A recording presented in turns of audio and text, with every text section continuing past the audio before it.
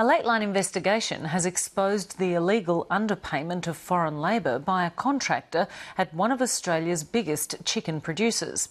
Past and present employees at the Baida processing plant near Newcastle say they've been paid half the legal minimum and have sometimes worked up to 16 hours a day. The workers concerned are supplied by Baida by a labour hire company called Fam Poultry. Baida maintains it complies with workplace laws and carries out checks to ensure its contractors, such as Fam Poultry, do the same. Jason Om has this exclusive report. The Baida plant at Beresfield runs day and night to feed Australia's voracious appetite for Steggles and Lilydale chicken. Nationwide, Baida turns over $1.3 billion thanks to its hard-working employees. If you work for Steggles, you just gotta be a Stegler for quality. But for some of its temporary foreign workforce, life is very different. Lateline can reveal the illegal wages paid by Fam Poultry to workers it then supplies to Baida. Stephen Kelly came to Australia from southern China on working holiday visas. They decided to accept work at Baida, packaging whole raw chickens and stacking trays in a chilled environment. They want their identities protected because they fear a backlash. First time I think I can handle it, but after a few days we need to overtime to work just like 16 hours, and then I feel, oh my God, it's just like horrible, and I feel tired but I can't stop. How did you feel after those 16 hours? My spirit just like getting out and can't think anything. Stephen Kelly heard about the jobs through this Taiwanese website and through friends. Fam Poultry organised their work at the factory, and their contact was Tina, seen on this Baida security pass. The law says employers must pay the minimum award rate and provide pay slips. In this case, the minimum rate for casuals is around $20 an hour. Stephen Kelly say that didn't happen, and they and other workers were paid a flat rate of $12.50 an hour for men, $11.50 for women. They say they worked 6 days a week. Did all of the women get less than the men? Yeah, sure. All the women is the same price, same salary for the hour. Did you think that was fair? No, it's just doesn't fair because we work at the same time. Why we have the different price, the salary. They say they were paid by a man only known by the name of Uncle. Lateline has been unable to establish his identity. So you were given an envelope and it had the cash inside? Just a white envelope. No pay slips? No pay slip. Kelly wants her back pay and is potentially owed $7,000 for 11 weeks' work.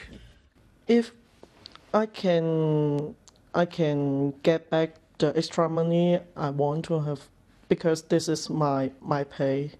Yeah. Steve and Kelly say Fam Poultry provided the accommodation and they stayed in 2 different houses. Each house would take up to 30 workers. How much rent did you have to pay? $100 a week?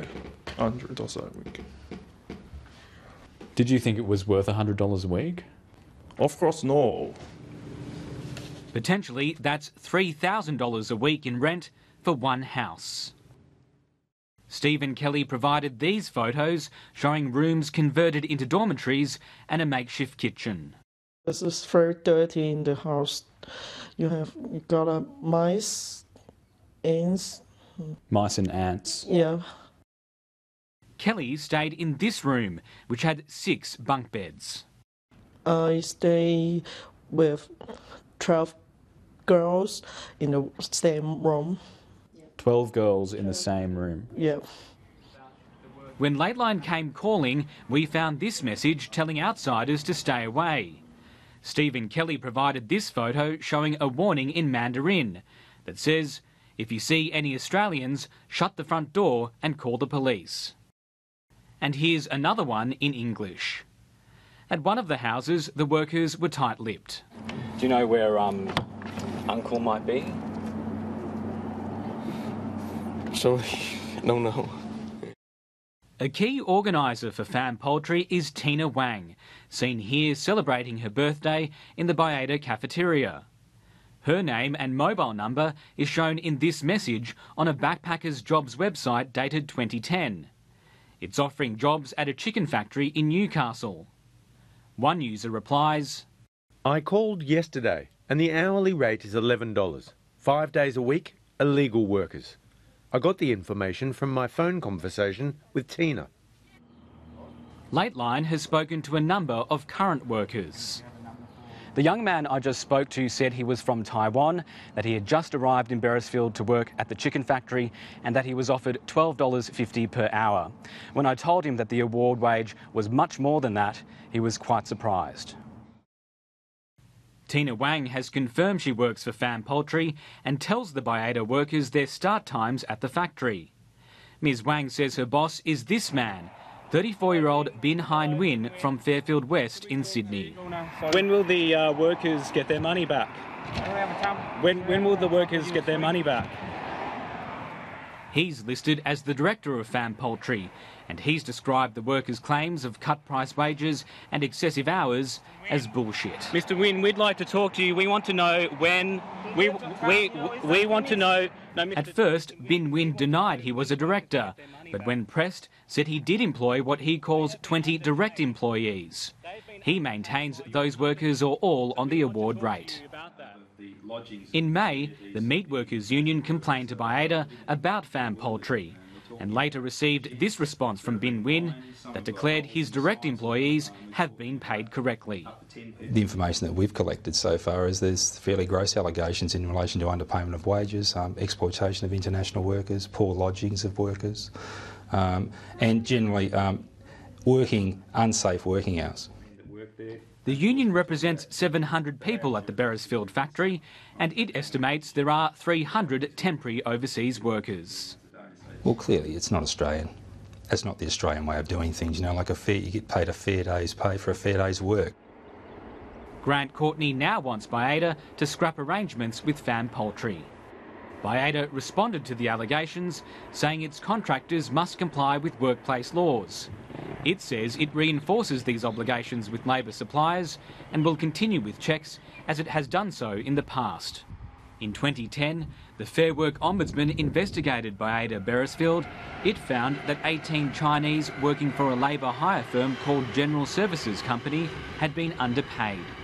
The Ombudsman secured $5,000 in back payments for the workers. Baiada's Managing Director Simon Camilleri declined to be interviewed. Jason Om, Lateline.